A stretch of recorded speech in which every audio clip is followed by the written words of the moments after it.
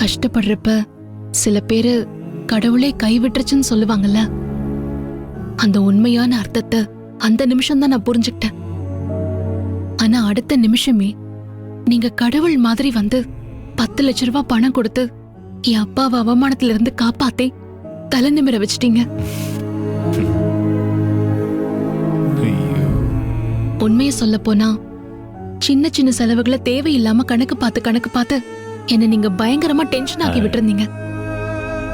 ஆனா 10 லட்சத்தை கொண்டு வந்து ஒரு செகண்ட்ல அடிச்சு நொறுக்கிட்டீங்க. என் மனசுல இருந்து கொஞ்சம் கொஞ்சமா கீழே போயிட்டு இருந்த நீங்க அந்த நிமிஷம் பூமிக்கும் வானுக்குமா விஸ்வரூபம் எடுத்து நின்னீங்க. உங்களோட குணம் என்ன, நிஜமான மனசு என்னன்னு நான் அப்பதாங்க தெரிஞ்சுக்கிட்டேன்.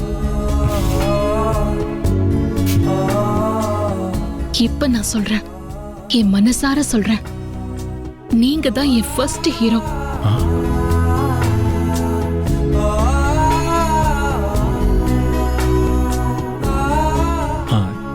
நிஜமாவா? இது வரைக்கும் என் அப்பா தான் எனக்கு ஃபர்ஸ்ட் ஹீரோ, நீங்க எனக்கு செகண்ட் ஹீரோன்னு சொல்லிருக்கேன்.